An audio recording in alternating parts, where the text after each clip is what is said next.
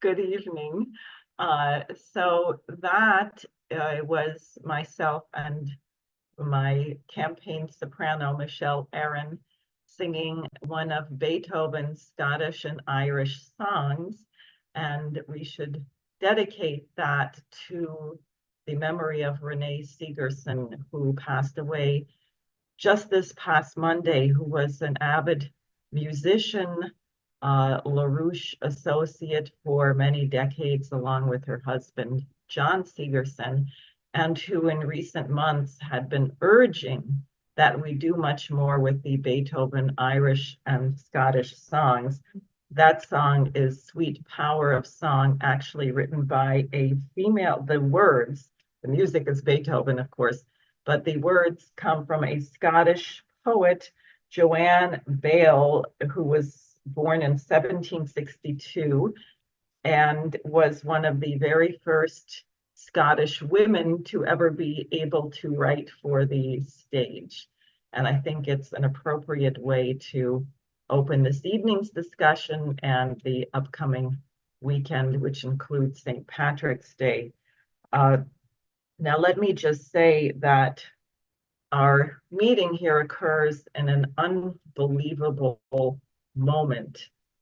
We have the ongoing genocide in Gaza, including starvation, which is bringing to mind for many, including my guest, what the British did to Ireland, but I'll let him get into that. I can just say in Gaza, there was yet another attack on a food delivery where dozens of Palestinians again were killed, over 100 injured.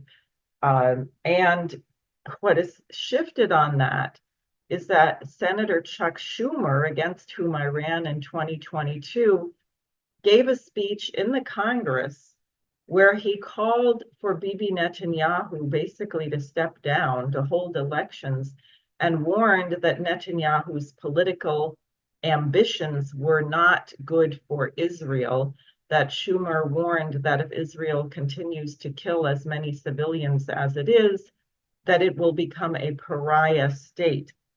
Now, Schumer does happen to be correct on that. You might wonder why he didn't say anything about this earlier, since there's already well over 30,000 Palestinians dead, 70,000 injured, 10, 12, who knows how many thousand buried under rubble.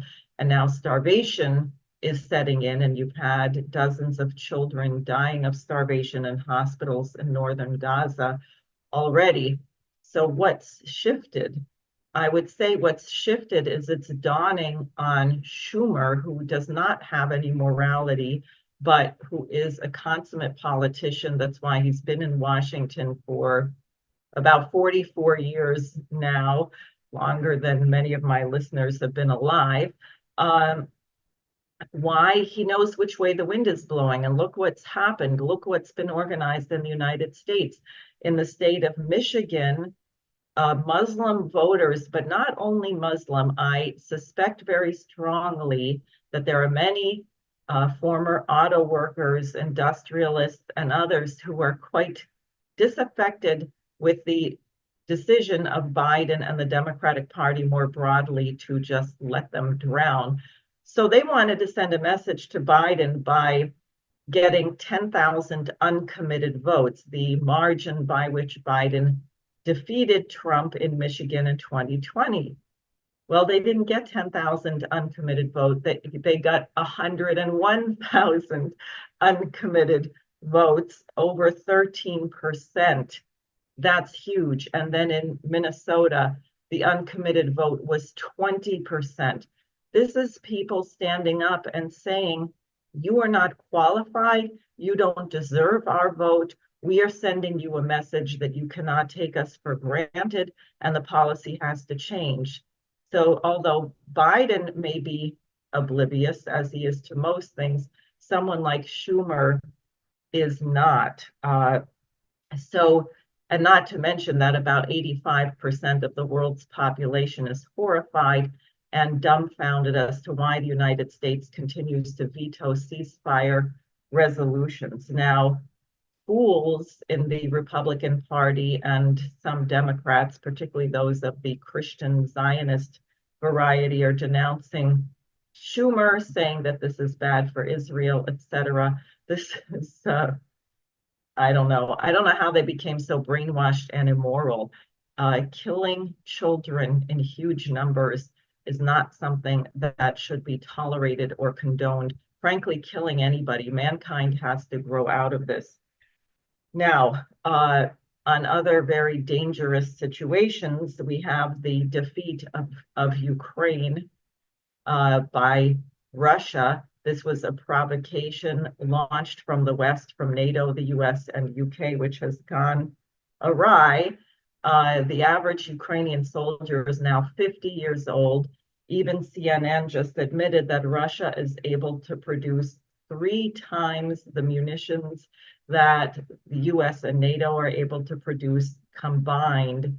But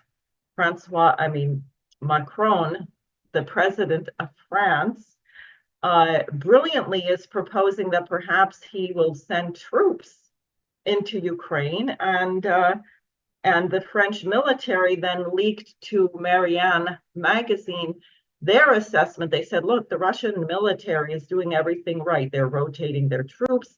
They're putting seasoned veterans next to the new soldiers so that people are learning very quickly. They said next to the Russian army, the French army would look like cheerleaders. I think that's a pushback against Macron. You have the leaked Air Force conversation, which we spoke about last week, from the Germans talking about using Taurus missiles to blow up the Kerch Bridge. The West is playing with fire. Putin did not threaten a nuclear war. The Russian nuclear doctrine has not changed. They do not have a first use doctrine, unlike the United States. Their doctrine is only if there is an existential threat to Russia. So why would you want to cross that line and make an existential threat against Russia?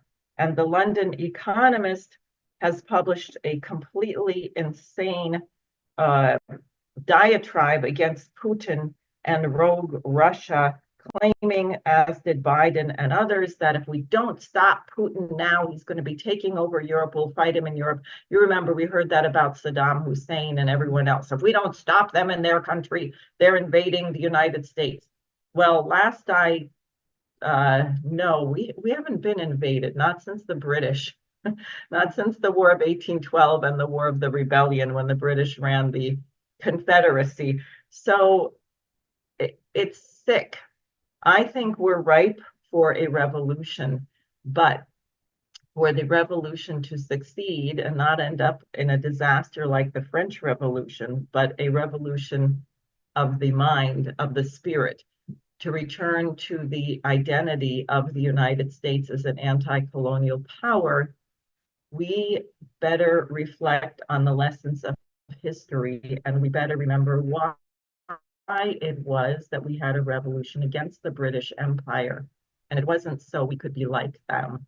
So with that, I'm going to be quiet and turn it over to my guest, the author and historian, Chris Fogarty, who has published some incredible work on what actually happened in what people have miscalled the Irish potato famine, and he will set the record straight. So Chris, please go ahead, and thank you so much for joining me. Thank you, Diane. Can you hear me? Yes. Am I on? Yes, good. Just to say that I'm delighted that you're there. You give me and millions like me hope. We need to hear those words so badly from our politicians. We don't know of a single one, well, 3 or 4 maybe, in the whole nation who is not either bought by or intimidated by AIPAC and the rest of those organizations. But what's going on in Gaza today occurred in Ireland over centuries. When the Anglo-Normans arrived, it didn't take long for them to declare that the Irish were non-persons. They stripped them of their legal personhood, so that in one fell swoop, the Irish were automatically deprived of the right to own land. While in Palestine, as we see for the last 78 years, it's piecemeal. They take it piece by piece, always saying that they're looking for a two-state solution, but taking all of the land. The similarities between Ireland and Palestine are shocking. And when it was going on in Ireland, there was no one to bring justice. The judges were the landlords. The laws were British laws, which were created to deprive the Irish of any chance of survival. In Palestine today, who do the Palestinians resort to? By what means, other than violence, can they get justice? It is stunning. But maybe we could put the map of Ireland up and we could discuss it. Is that what, did you have that in mind? Yes, good. Yes. Dave is showing the cover of your book. Yeah. There we go. If that can be put on the screen now for people to see, if that makes sense. There we go. Yes, and if it could be enlarged, that map shows each of the 67 British regiments that were sent into Ireland between 1845 and 1850. The potato crop had failed, but there was an abundance of all other kinds of food in Ireland. The disappearance of the potato, it would be much like the disappearance of pizza pie in Chicago today. It would just result in a shift of diet. But the British Army were sent in. At that time, the Empire Army constituted 126 regiments, 126, and 67 of them were in Ireland, were shown. And so they again robbed the producers of all of their grain crops, their flour, their poultry and dairy products, their livestock, their meat that they had butchered. All of that was taken at gunpoint and removed to the ports for export. So and then if you see all those little white crosses, that's about, all of those are the location of a mass grave. There are the largest one that I know of is in Cork City, and that is reported to hold 30,000 bodies.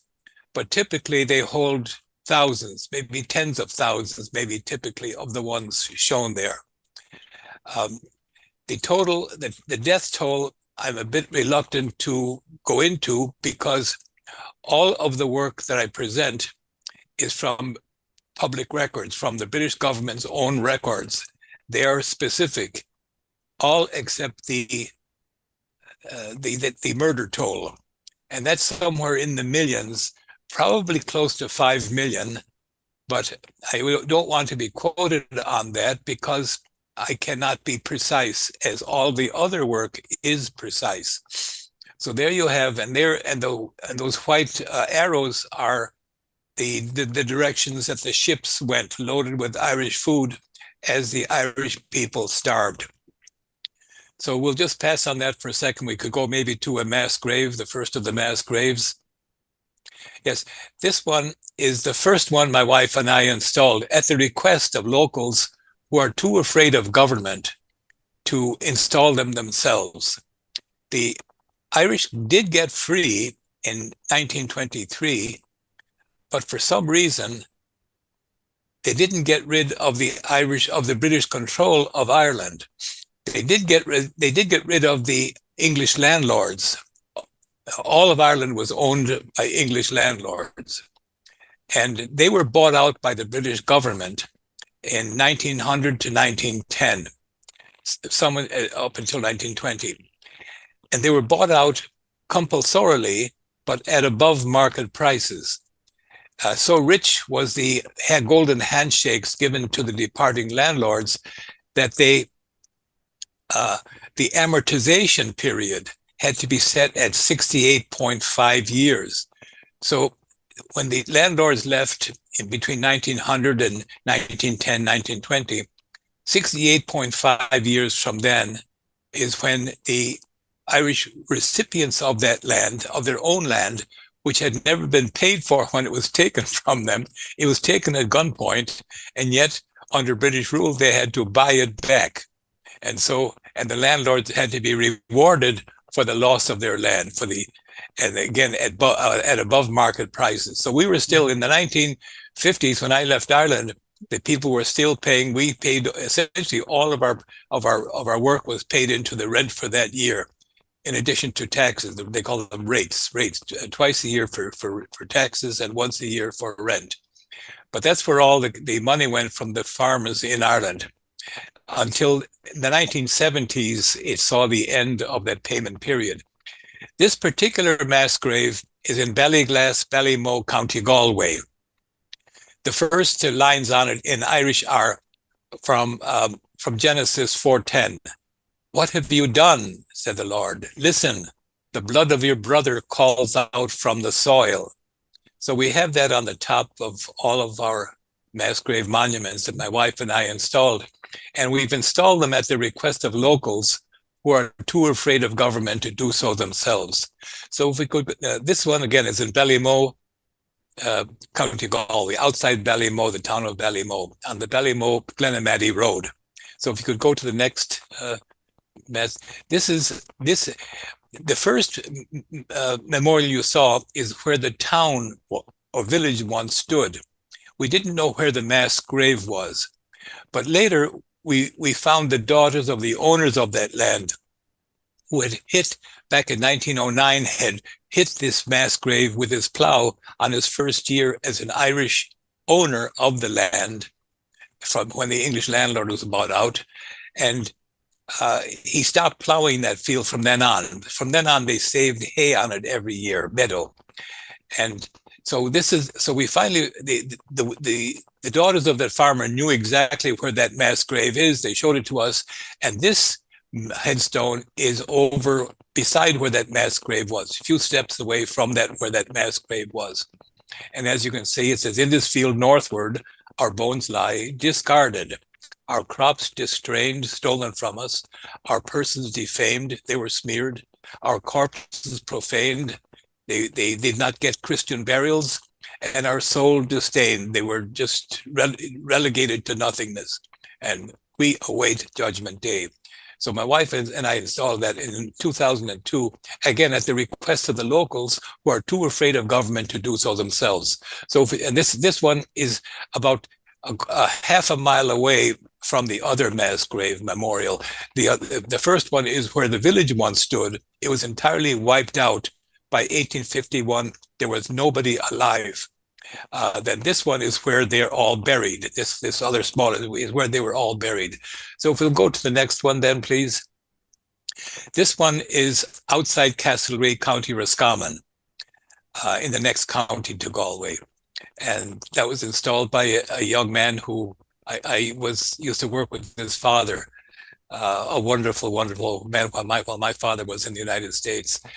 So that one, you'll see that it names the British regiments that removed the food from that area. That was the 2nd Dragoons and the 68th of Foot, 68th Infantry. And what they removed from that area, starving most of the community, over half the population, to death. So that's in outside Castlereagh, County Roscommon. We can go to the next one. By the way, that last one is outside the consecrated ground of the cemetery. At that time, the people were so intimidated by and the willingness of the British government to kill anyone who would annoy them. Those were buried outside consecrated ground. It might offend the landlords of Ireland at the time if they were treated as Christians. So they were buried in unconsecrated ground on the basis that they had no soul that made any difference. So this one now is in outside Ardee in County Louth, directly across the country north of Dublin, near the Celtic Sea, on the British side. And that one names all the regiments that removed the food from there, and they are I can't read it, 58th, I think, and the 79th, is it, regiments of foot. They stripped that particular district of their food crops. Again, that's within a consecrated ground. So the people there at least had the courage to bury them in consecrated ground. This is about 4 miles or so from the town of Ardee. And these people buried here are the overflow from the grounds of the workhouse in Ardee, County Louth. In 1846, when the deaths became a torrent, all workhouse masters were ordered by headquarters in Dublin to have the inmates dig 12-foot deep pits and to dump the bodies into them. And when the pits were filled, to then dig another pit nearby within the grounds. Some of the workhouse grounds became so filled with graves that they had to acquire land outside. And that's where this Smarmore cemetery is some 4 miles outside the town. And the bodies were brought out in horse carts with no fewer than 4 bodies in each cartload. And they were dumped into a mass grave there. So that's Smarmore. If we could move on then. And this one is in the town of Mullingar in Westmeath. That's between the ones you saw earlier and this last one. This is in the middle of the country. Mullingar is in County Westmeath. And again, you see the top of it. Kata Denta Agat on Tierna. Listen, the blood of your brother calls out from the ground, from the soil. And the people the British regiments that removed the food from Mullingar, County Westmeath, were the 6th of Foot, the 54th, the 41st, the 68th, the 35th, the 48th, the 62nd, and 85th of Foot, all infantry regiments. And they weren't all there at the same time. They were in sequence. So that for all 6 years, of course, all of the food from that area was removed. And a lot of it went by barge out the Royal Canal to Dublin to be transshipped then on ships from across the Irish Sea. So that's Mullingar, County Westmeath. We could go to the next one, please. Then this is in Kilbegnet, on the Galway-Roscommon border, not very far away from the first ones we mentioned. And this is again in the old cemetery of Kilbegnet. And the people, those who removed the food from there were the 2nd Dragoons and the 68th of Foot. The Dragoons were all mounted on horseback, and they carried, in addition to their rifles, they also carried a brace of pistols. Their rifles were carbines, which was the latest edition at that time. So this again is on the Galway-Roscommon border. So that's the tour, the sad tour of mass. Oh, this also is outside the walls of a consecrated ground. But when we went to have this marked, this mass grave had never been marked. And the local people came to me and asked me if my wife and I would do what they were afraid to do, put a memorial up outside the wall of consecrated ground where the people were buried, those who were starved to death were buried. And so somebody must have tipped off the local priest, and he went to his bishop. And before we could go ahead and get the headstone installed, the local bishop had a major event there. And I think you could say that he has guaranteed his canonization by creating 2 miracles himself. And one of them is to, without touching the remains in the bodies, he has been able to have them transferred to within consecrated ground from outside consecrated ground where they were buried and where they were for 170 years.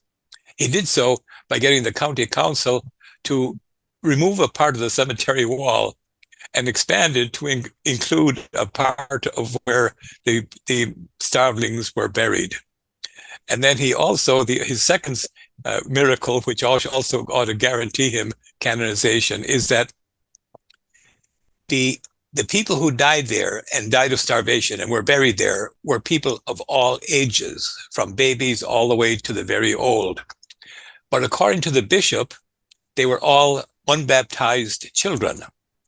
And surely over the years, I'm sure that unbaptized children were buried there because it was already established as a mass grave for the starvelings of 1845, 1850. But he declared that they were all unbaptized children. And so it became an event in commemoration of those unbaptized children. Shocking stuff what is going on today. It's hard to believe that the church is so deeply involved in that kind of denial of historic events, covering up a genocide. And in the schools we went to in Castlereagh, much later, the wonderful Maris brother who taught us for generations of students in Castlereagh was asked, "Brother, you now call it genocide. Why did you teach us all famine in school?" And Brother Enda, an otherwise beautiful, conscientious, very hardworking teacher, said, "I had no choice. I had to teach the curriculum as provided to me by the government." So throughout his 50-some-year career, he lied to his students.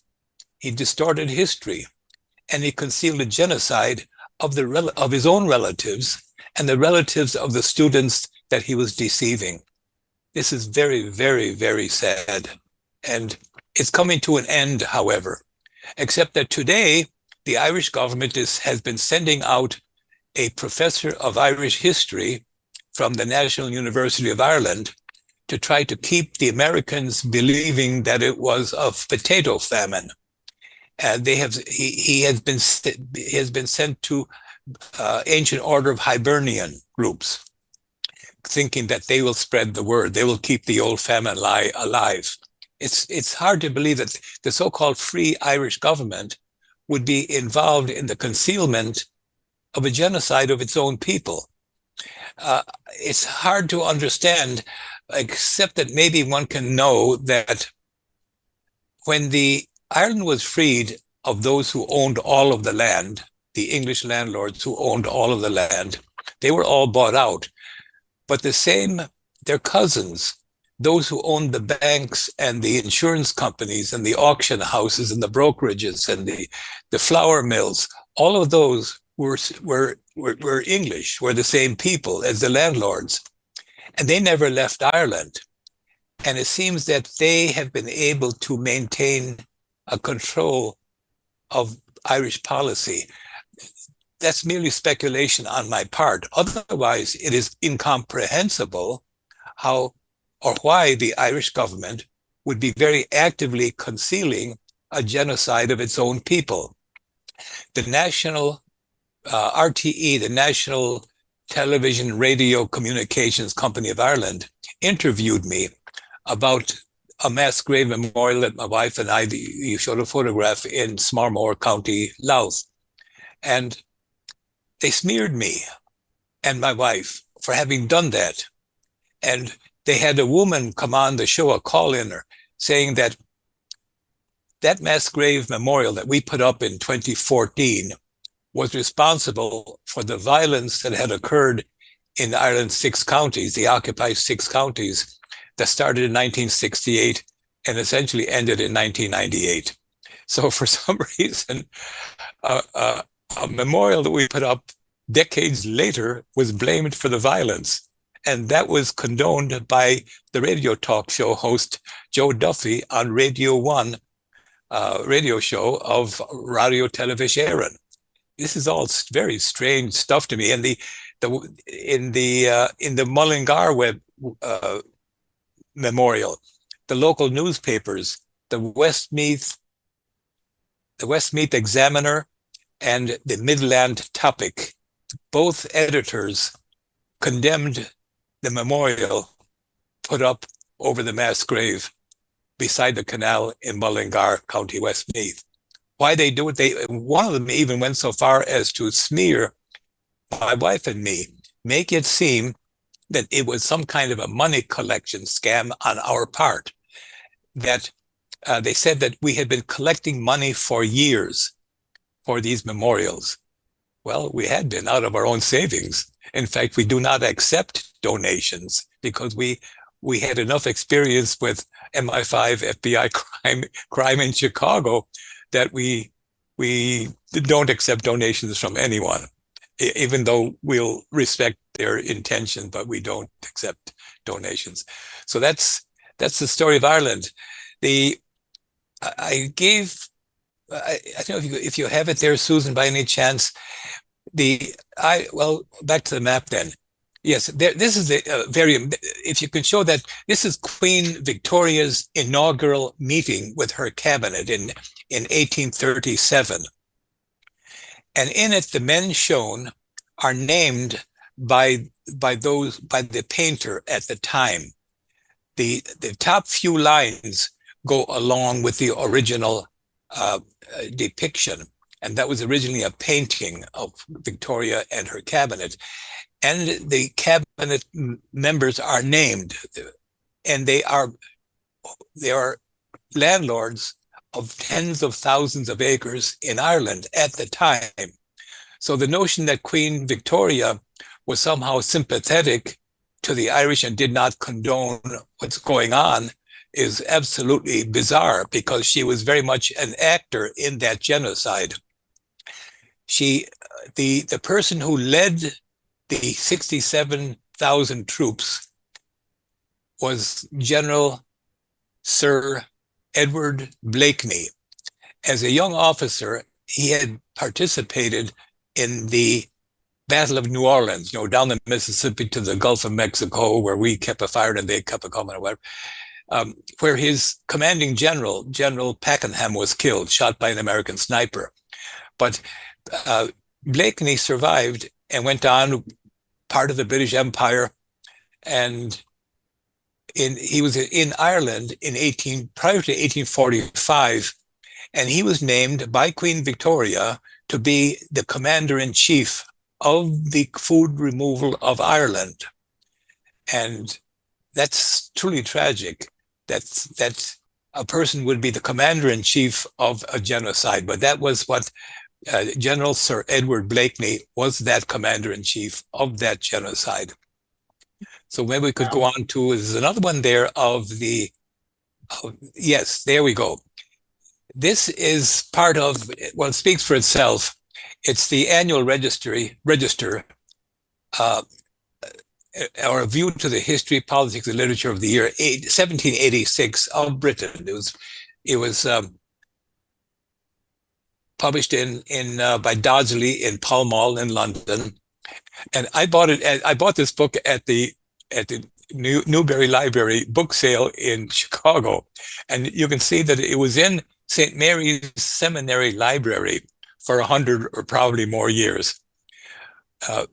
But if you'll go then, just scroll down on that. That's the frontispiece or title page. If you could scroll down, or maybe it's attached to it.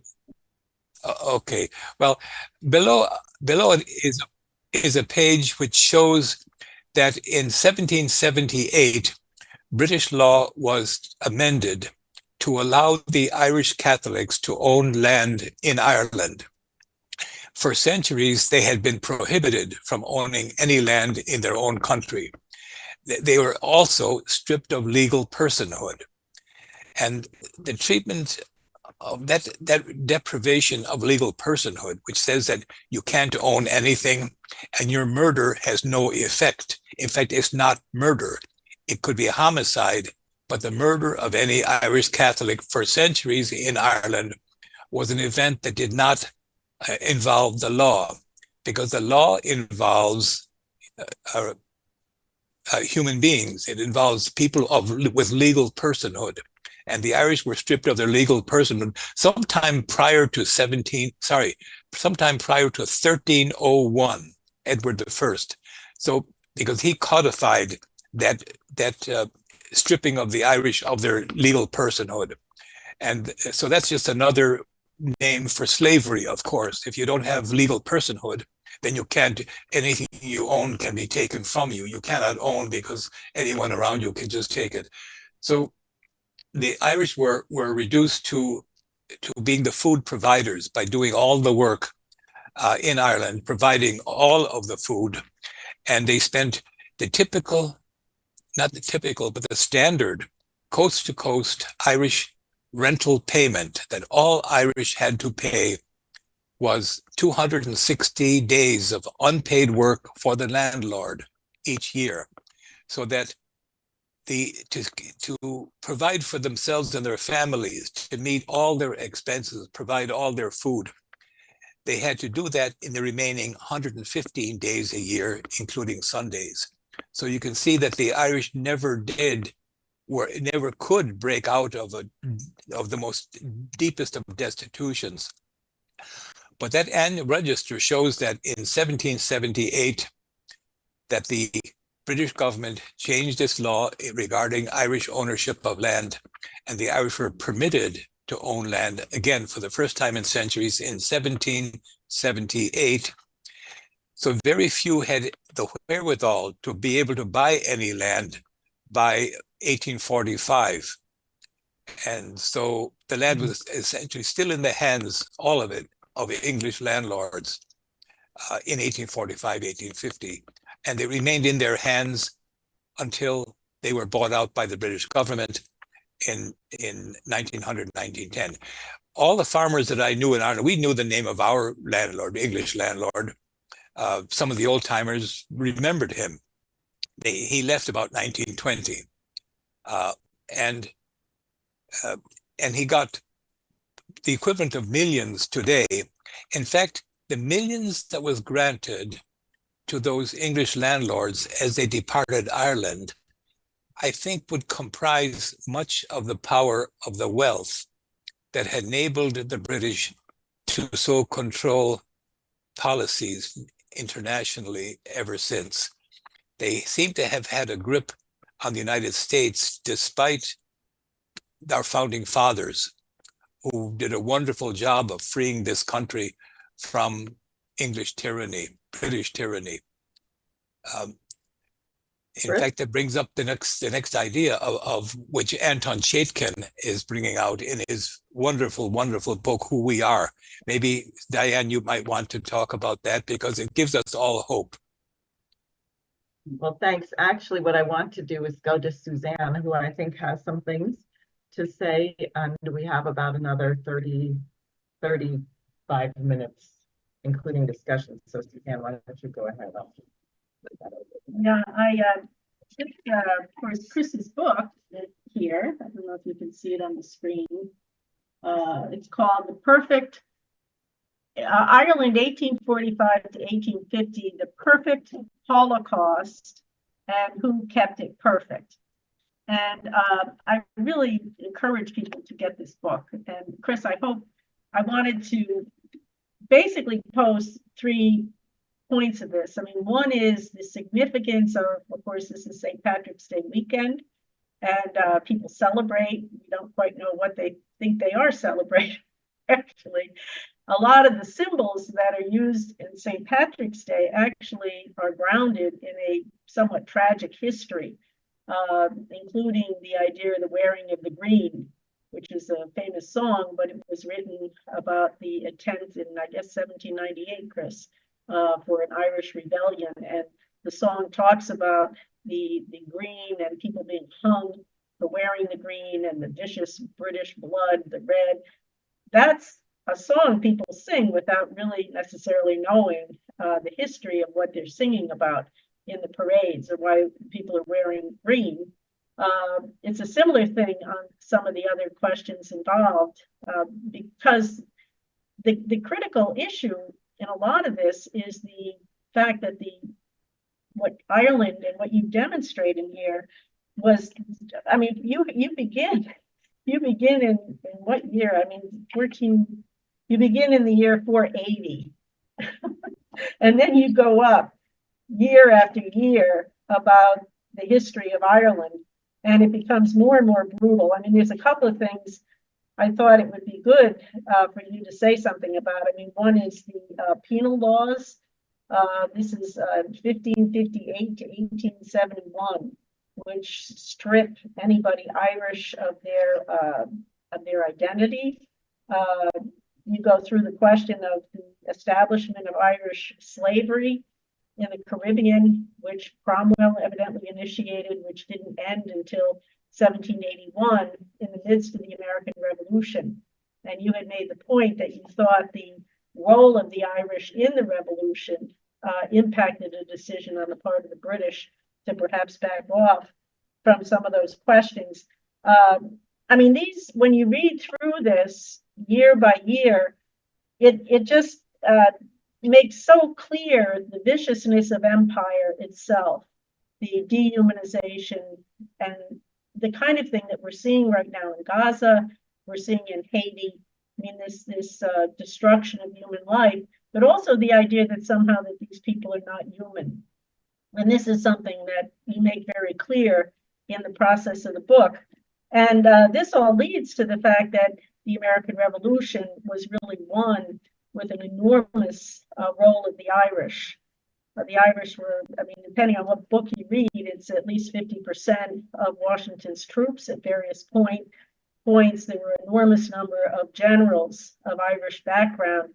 And the British responded to this and said that the revolution was, they said, a Presbyterian plot or an Irish plot. George Washington's son, George Custis Washington, talked in a very explicit way about the role of the Irish and Washington's dependence on them. And I think it's really important to understand what the Irish went through, to understand why they would have fought so hard for the revolution in the United States.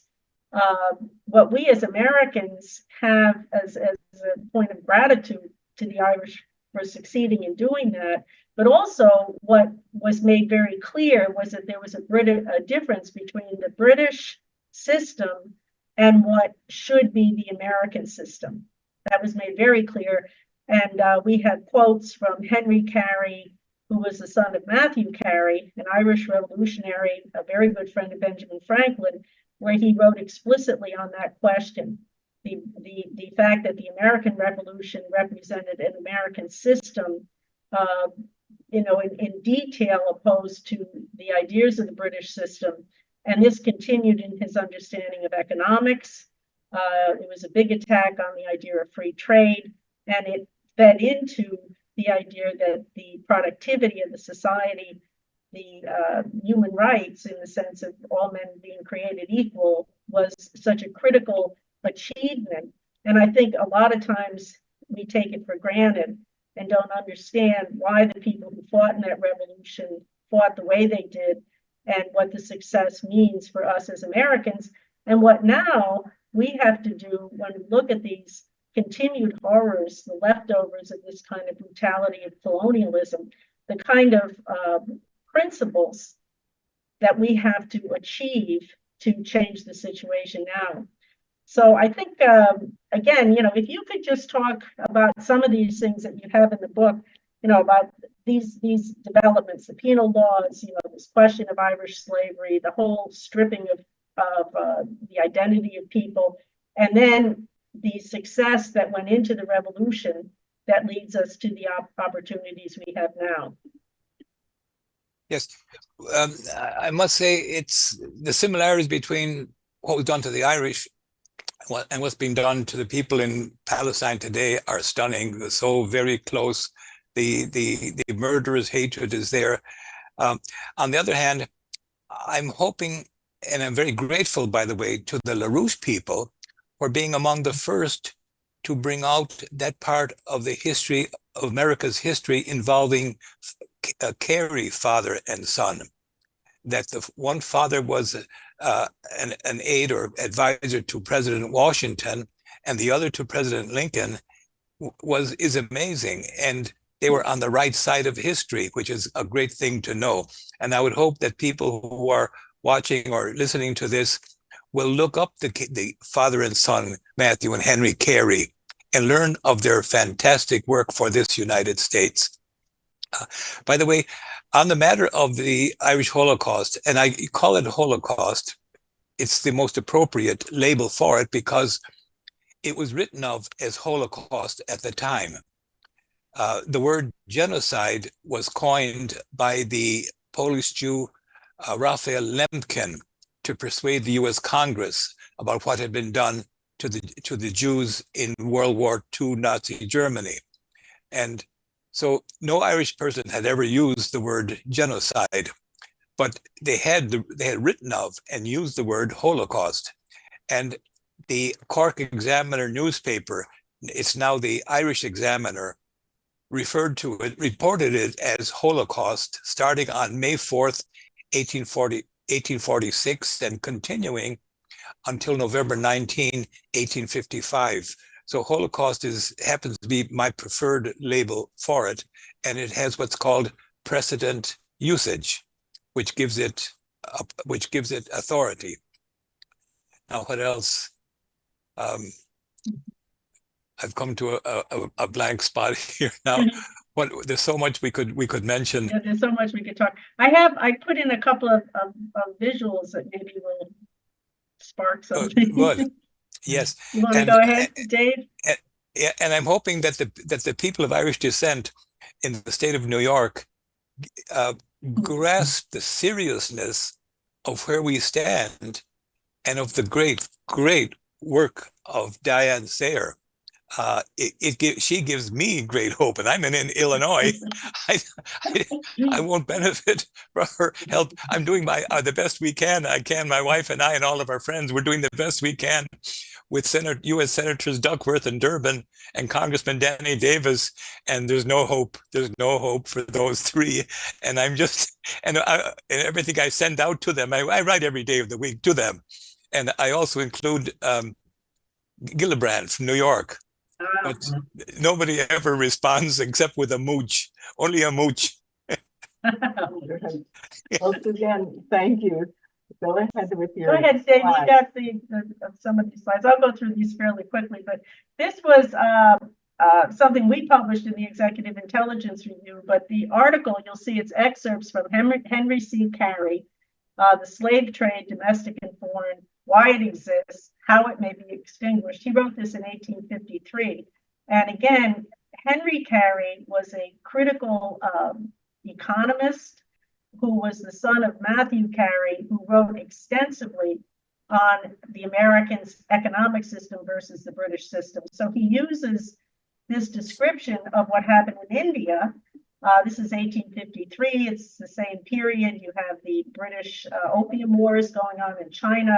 That 1847 was the Holocaust, the famine, not famine, don't call it the famine, the denial of food in Ireland. So Carey is writing about this. So the next slide just is a quote. Oh, well, what he's talking about is the massive the millions of people who died in famines, in this case in India, which continued. This is a map showing most of the famines during the British rule from 1765 to 1947.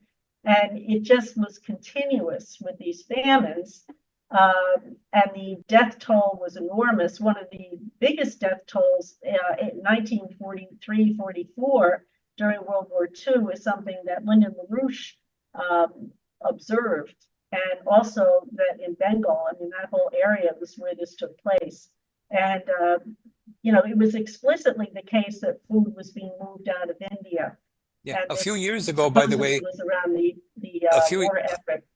A few years ago, a Dublin radio show asked me to have a discussion with Dr. Madhusri Mukherjee, who wrote about the title involves Churchill. She attributed the genocide there to Churchill. And we discussed the similarities and the differences between the Irish Holocaust and what was done to Eastern India and Bangladesh. And the chief difference is that, maybe not significant, but the Irish dead are in mass graves or in the ocean as they came across. Tremendous numbers died coming across in the coffin ships. But in Bangladesh and India, there are no mass graves. It seems they disposed of the bodies by fire, I think, but I'm not certain.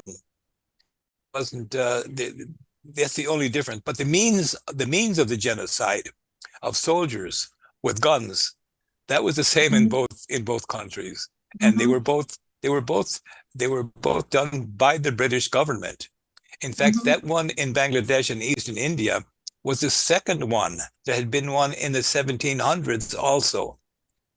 It's the history of empire is truly shocking. It's heart-wrenching.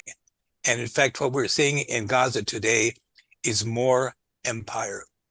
And I'm hoping that our politicians, those who speak for us, will restore the United States Constitution and abandon its criminal empire.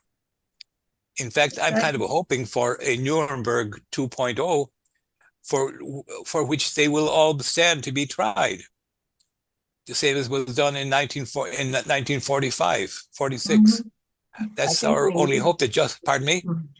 We need something like that because no one will be able to trust the United States unless we bring some of these criminals to justice. And someone wrote in the chat not to forget the last really good president we had, John F. Kennedy, who was assassinated, just in terms of the United States and the history. But I think this question of tribunals and bringing people to justice is absolutely urgent. Otherwise, you indicate that you're not going to change the policy. Yes, if the Irish Holocaust had been denounced at the time, there might not have been any subsequent genocides. And it seems to me that those who bombed those German towns in World War II toward the end of the war, that they now stand. They've been used by Netanyahu just to say that his current attacks upon the people of Gaza are no worse than what was done to the people in Hanover and other German towns. This is shocking stuff, that our old crimes are now being used by new criminals to commit their genocides. Right. Yeah. Well, go to the next slide, Dave. I think it should be a quote. This is a quote from Carey's writing, Henry Carey, 1853, about India, and you compare it to what Chris just went through about Ireland. He says, step by step, the power of the British East India Company was extended, and everywhere was adopted the Hindu principle that the sovereign was the proprietor of the soil and the sole landlord. And as such, the government claimed to be entitled to 1/2 of the gross produce of the land. Wherever, says Mr. Rickards, long and eminent service of the company. And then he goes through the comparison of, when the Mohammedans controlled it compared to what the British were taking. But this idea of saying that the land is owned suddenly by the British, the taxes, and then the removal of the food is exactly the same. Go ahead, next slide. It's becoming ever clearer, isn't it? Yeah. And I wish I didn't have to say this. I've always disliked anti-Semites for the same reason I dislike liars and tyrants of all kinds. But what seems to be going on is a takeover, a new empire of the Ashkenazis. The Sephardic Jews in Palestine, according to some Sephardic rabbis, lived in peace and harmony for centuries until the arrival of the Ashkenazis down from Europe, who have no element of Semitic blood in them at all. They're all originally from the Ukraine area. And something strange is going on there. The Sephardic Jews claim that they were discriminated against by the Ashkenazis in Israel. And so it's a strange, and our AIPAC control, those who control our government, there don't seem to be any Sephardic Jews among them. They seem to be all Ashkenazi. I think we have to become more discriminating. But well, I think it's an ideology more than it is a particular background. I mean, LaRouche used to trace it back to Zeus and Prometheus, right? It's those people who believe that human beings are animals, and therefore your bloodline or how much money you have or how big your army is, that determines your right to rule. That's Thrasymachus in Plato. Nonsense, yeah.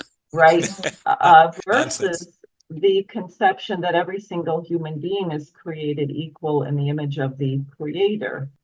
And because our potential is not in the visible realm, it's not in the sense perception domain, but our potential is in the domain of ideas. How do you measure genius? Is it that someone has a really big head? Usually the people with the big heads are not the ones who are the geniuses. Yeah. Yes, but, yes.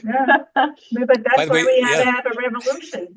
And thank you for making that clear, Diane, that genius or morality do not follow bloodlines. That's strictly a learned condition, and we are all potentially saved.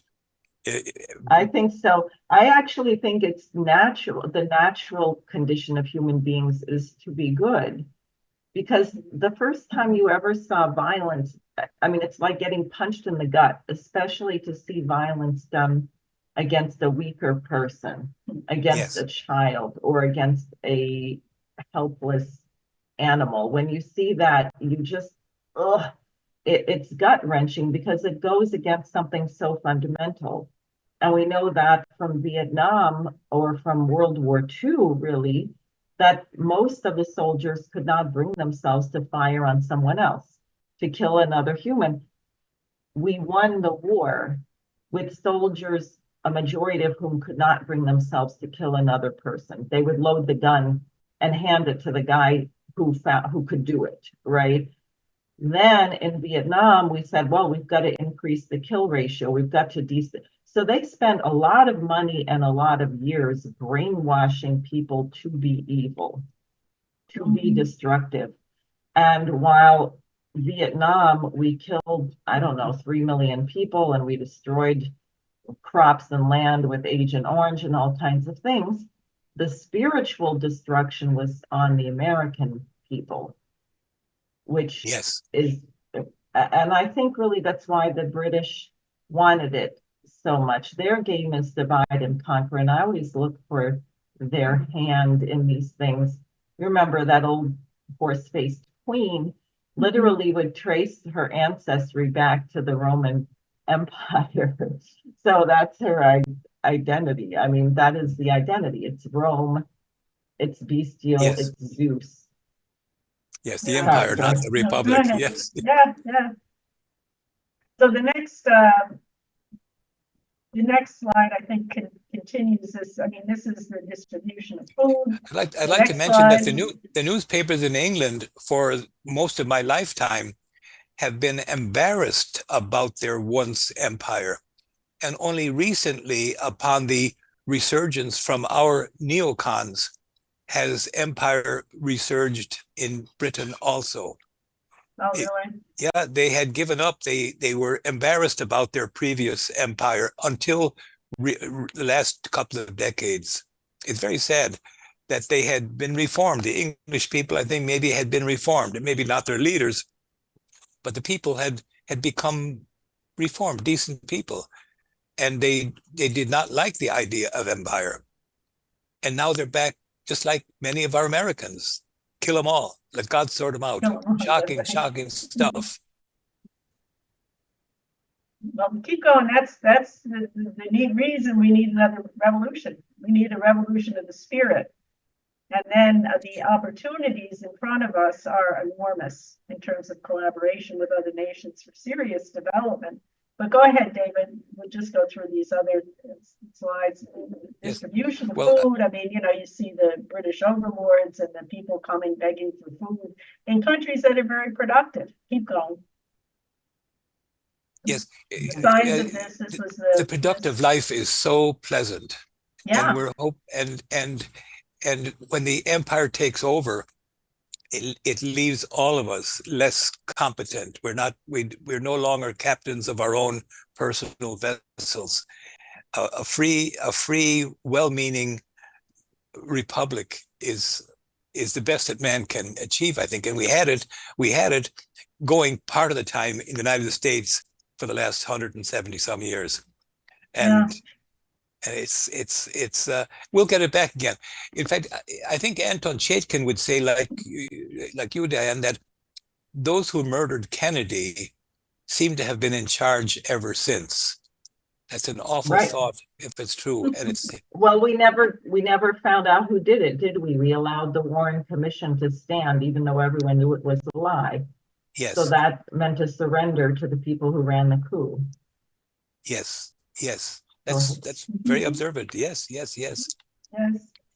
Well, next again, slide. I wish that my fellow Irish Americans out there in New York State will see this and from the knowledge from the book, they will have more respect from our murdered ancestors, for one thing, and less shame. There's a certain shame that's there when you're told for your entire lifetime that they were negligent and they didn't know how to cope with a physical disaster, the failure of a crop. All of that is a smear of the people. It's a smear of living Irish, not alone a smear of those who were murdered, because they did the best. Yeah. They did the best they could. They grew enormous quantities. Every ounce of that was shipped across to Britain and went in hundreds of thousands of tons of all kinds of food to England in those years. That was not every single piece of that was grown by Irish people.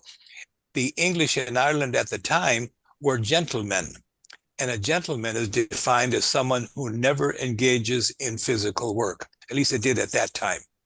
And so they grew nothing, they produced nothing, they just claimed everything as theirs. Yeah. And we have to give up this idea that our ancestors, those who died, were negligent. They were not negligent at all. In fact, they did not specialize in the creation of new weapons of war, while for some reason England did. And I'm hoping that we no longer pursue our advancements in weapons of destruction, but do so for other, better, more noble reasons. Yes, that's the idea. Do you have more? I do. Okay. Well, that sounds like a good place to wrap up. Actually, it does. And that is, one of the policies I've endorsed is something produced by the LaRouche organization called it's draft legislation from swords to plowshares, to do exactly what you said. If you think about what FDR did in World War II, we took every kind of factory imaginable, whether it was automobiles or nylon stockings or the production of coins even, and converted everything into military purpose. And although, as Lyndon LaRouche said, because he signed up right after Pearl Harbor, and one of his early assignments was training the new troops down in Texas, I think, in Arizona. And he said, if you saw these guys, you knew we couldn't win the war. But he said, because of the materiel, because of what we were able to produce and bring to bear, we were able to defeat Hitler ultimately. And let us not forget the enormous sacrifice and valor of the people of the then Soviet Union, who lost 27 million people. And people may have seen Putin's remarks on, I think it was the 80th anniversary this year of the siege of Leningrad, where his own brother died. Oh my goodness. Yeah. Oh, okay. Shall we say this is it? How much more time did you? I'd like to show the last two slides if it's possible, but we don't see anything on the screen right now. So maybe it's not. So There we go. okay. Can you just go through these? I'm going to skip several of these, but I wanted to just get to the last two. Dave, can you just go to the one that begins with the Carrie quote and then the Helga point at the end?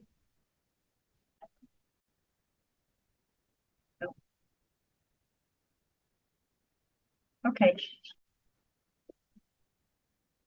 Well, this is a cartoon that was done during the period of the of the removal of the food.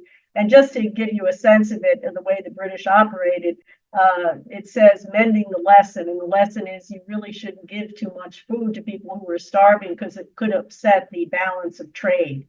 And that was the British model, the free trade idea, that it was mechanistic if you attempted to intervene in it. And it was a similar thing they said in Ireland, that you would upset the markets. This is something that the American system ripped apart and said that the idea of the government is the general welfare of ourselves and our posterity. The British said that that was unknowable, that you should just pursue your own individual greed. And you can see from the look of this guy, he certainly doesn't have any problem with eating himself. It's very similar to the situation in Gaza now, where people are catching food being dropped from the sky and getting shot if they go to a food truck, where on the other side of the wall in Israel, people are going to restaurants. Yes. And you see this guy who certainly looks like he's been eating well, but the idea of the distribution of food to people who are starving was somehow bad for the economy. So these are the kind of insane concepts and so-called values that have to be overthrown. And the last slide is the statement by Helga LaRouche of the 10 principles for a new international security and development architecture. And you can't really see the principles here, you just see Helga. Yeah, by the way, anyone that you those that you intend to genocide, you always proceed with the smear campaign. And the English literature is full of the smears of the Irish people. I have books full of punch cartoons and others, the Irish as being subhuman. In fact, they portray them very frequently. The Irish were portrayed as African, black, even though they might be the whitest people on the face of the earth because it's so cloudy over there. But presented as black and fiercely ugly. Well, you'll find it in my book there also.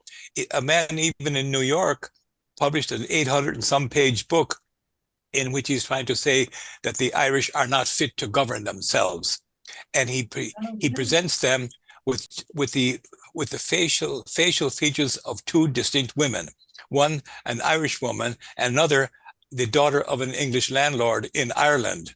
And so he has presented one as beautiful and the other is not. Yeah, you have to laugh at though.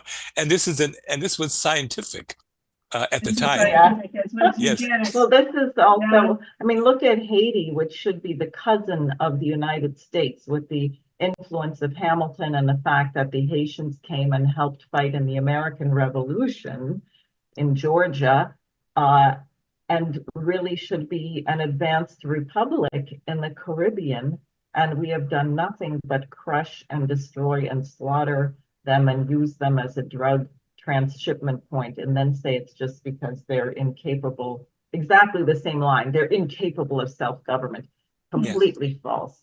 Complete lie. And then I just say this. I did a TikTok video asking why Biden was saying all the Haitian migrants have to come through Guantanamo.